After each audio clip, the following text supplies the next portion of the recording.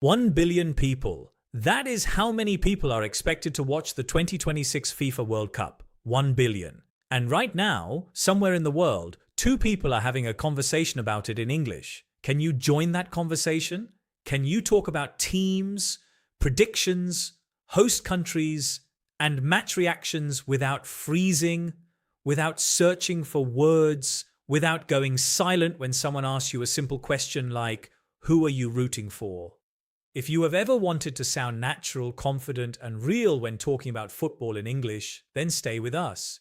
Because today, we are giving you everything you need. I am Leo. I am Tina. And this is your football English lesson for the biggest tournament on the planet. Let us start with something honest. Most English learners do not struggle because they do not know enough words. They struggle because they do not know the right words for the right moment. You can know 500 vocabulary words and still go completely silent when a friend at work turns to you and says, "So, are you watching the World Cup?" That one simple question can freeze a person, not because they do not have an opinion. They do. They just do not have the English ready. That is what we are fixing today. We are not teaching you a textbook. We are giving you real language for real conversations.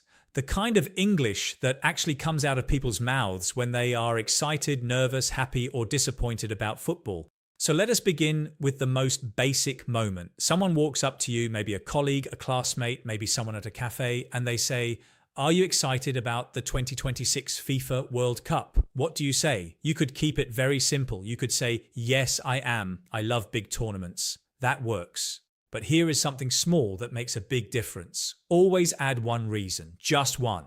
Because that one reason turns a short answer into a real conversation. Instead of just saying, "Yes, try this." "Yes, I am excited because I love watching different countries compete." Or you could say, "Yes, absolutely. I think this World Cup is going to be something special." Now the other person wants to respond. Now there is a conversation happening. And here is why this World Cup really is something special. This is not just any tournament. The 2026 FIFA World Cup is the first ever to include 48 teams.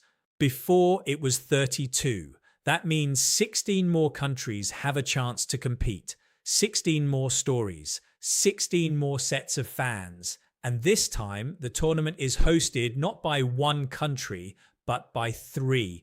Canada, Mexico, and the United States are sharing the hosting duties. Think about that for a moment. 3 different countries, 3 different cultures, 3 different atmospheres, all in one tournament. That gives English learners something incredibly rich to talk about. Because this is not just a football conversation. It is also a geography conversation, a culture conversation, and sometimes even a travel conversation. So if someone asks you why this World Cup is special, you now have a very clear answer. You can say it is special because it includes 48 teams for the first time, and it is hosted by 3 countries.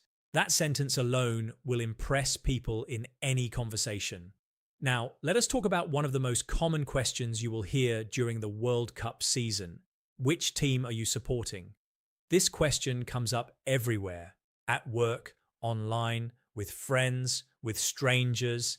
And the beautiful thing is that there is no wrong answer.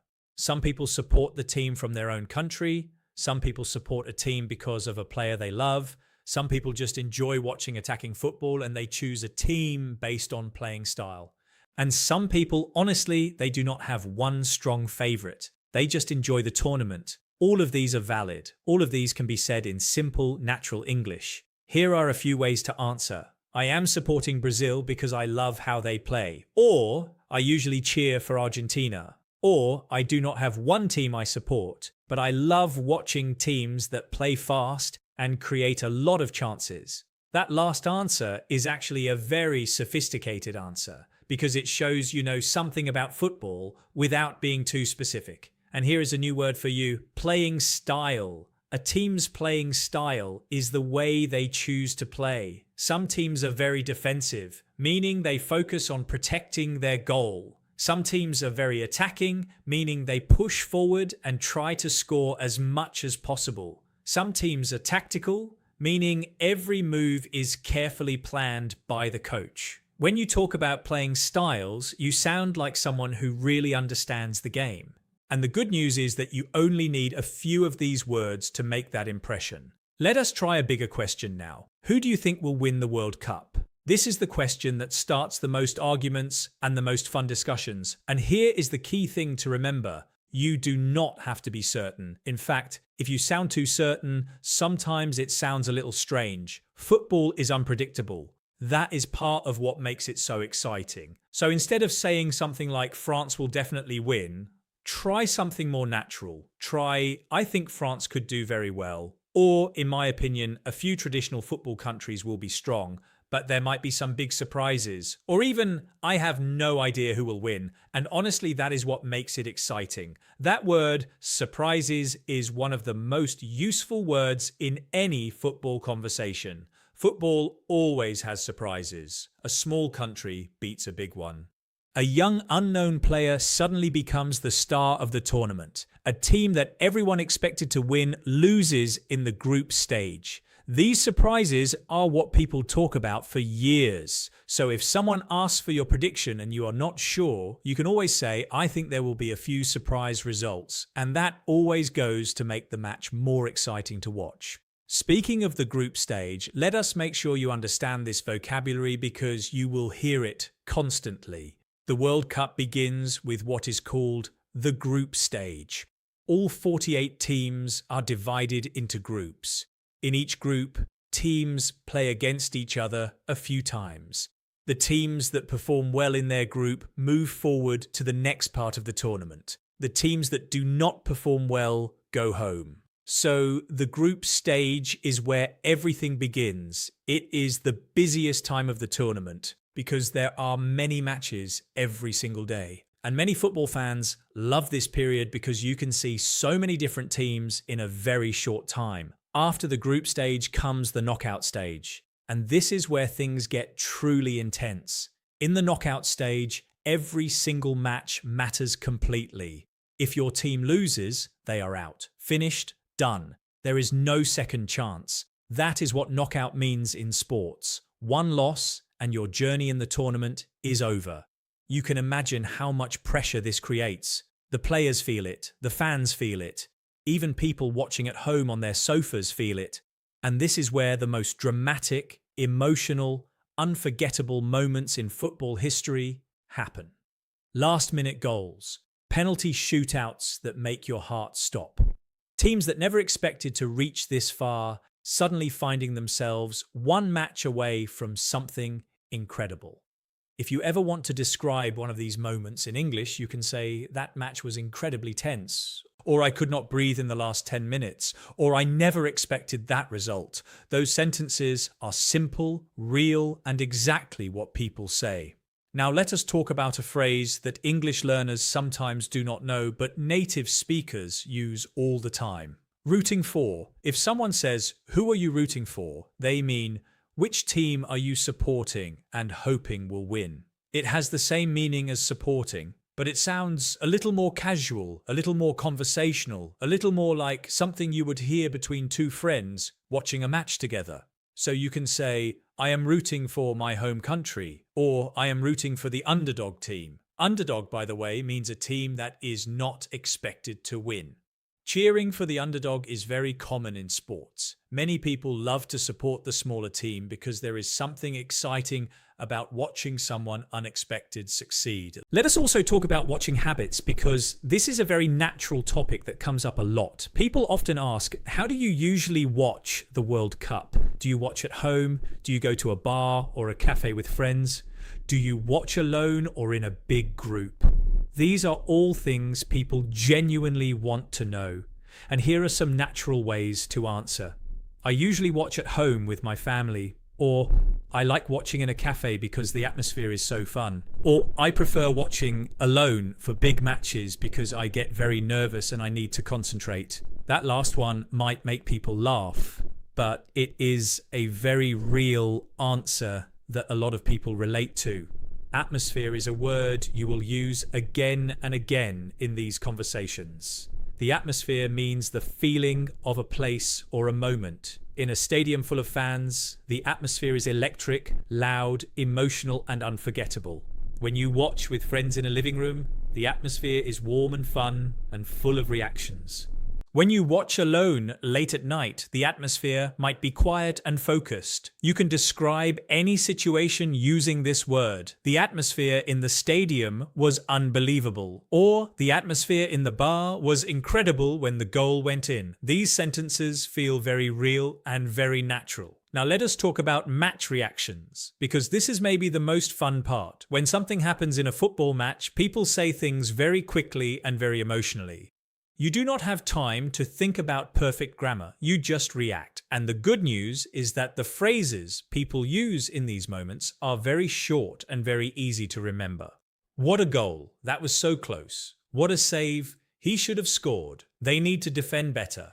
This match is so tense, I cannot watch. How did that not go in? These are the kinds of things people say out loud when they are watching together. And knowing these phrases means you can participate, you can react with everyone else, and you sound like someone who really belongs in that conversation. One more important vocabulary word for football conversations is draw. A draw happens when a match ends and both teams have the same score. 1-1 is a draw. 0-0 is a draw. No winner in that match, at least for regular play. Some people love draws because they can be tense and exciting right until the final moment. Other people find draws boring, especially if both teams were playing very carefully without trying to score. You can express this very simply. You can say, it ended in a draw, which was frustrating because I wanted my team to win. Or it was a 0-0 draw, but actually it was a really tense match.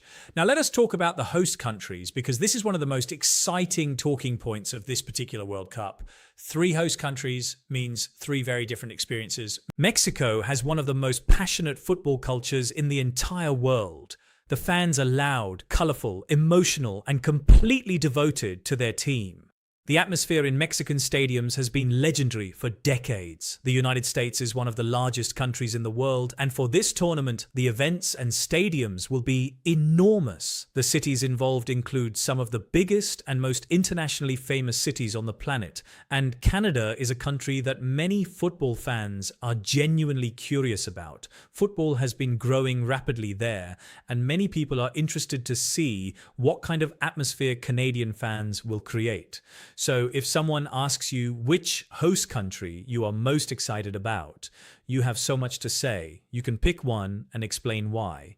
Or you can do what Tina did earlier and say, honestly, I am excited about all 3 for different reasons. And then briefly explain each one. That kind of answer shows real interest and real knowledge, and it makes for a genuinely engaging conversation. Let us also talk about one thing that many English learners do not realize. You do not need to be a football expert to have a football conversation. You really do not. Many people who join World Cup conversations are casual viewers. A casual viewer is someone who does not follow football every week, does not know every player's name, does not watch every league match, but absolutely loves the World Cup when it comes around. This is incredibly common. And there is a very natural way to express this. You can say, I do not watch football every week, but I always watch the World Cup. Or, I am not a huge football expert, but I love the international tournament atmosphere. These sentences are honest, they are relatable, and they actually make people want to talk to you more because you are being real. And if someone starts talking about very specific football details that you do not know, you can simply say, I am still learning about that, but what do you think? That small phrase, I am still learning about that, does something very powerful. It is honest, it shows curiosity, and it immediately turns the conversation back to the other person, which most people love because it means they get to share what they know. Good conversation is not always about having all the answers. Sometimes it is about asking the right questions. Let us also touch on travel and attending a World Cup match in person, because this is something many people dream about. If you have ever wanted to watch a World Cup match live, meaning inside the actual stadium, not on television, this is a perfect conversation topic. You can say, I have always dreamed of watching a World Cup match live. Or, I would love to attend one game in person someday. Or watching a match live in a full stadium must be an incredible experience. These phrases are useful even if you never actually go because they show enthusiasm and they connect you emotionally to the conversation. And if you did attend a match, you can talk about the experience using phrases like, the stadium was completely full, the energy was incredible, I could feel the noise in my whole body, the crowd never stopped singing. These kinds of descriptions bring a conversation to life. Let us now go through some of the most important vocabulary one more time, just to make sure it is all clear and ready to use. Host means the country or city that organizes and welcomes a big event. Tournament is a large competition with many teams competing over a period of time. Qualify means to earn the right to take part in the tournament. Not every country can qualify. Only the strongest ones make it through. Supporter is another word for a fan of a team. Atmosphere is the feeling and energy of a place or moment. The group stage is the early part of the tournament when teams compete in groups. The knockout stage is when one loss means you are eliminated. A draw is when both teams finish with the same score. Root for means to support and cheer for a team or player. And prediction means what you think will happen in the future, like who will win or what the score will be. Now here is your personal starter pack. 5 phrases that you can use immediately in any World Cup conversation. First, which team are you supporting? Use this to start a conversation. Second, who are you rooting for? Use this as a more casual version of the same question. Third, I think it will be a very close game. Use this when you want to share a prediction without sounding too certain. Fourth, the atmosphere looks absolutely incredible. Use this when you are watching or discussing a match. Fifth, I would love to watch a match live one day.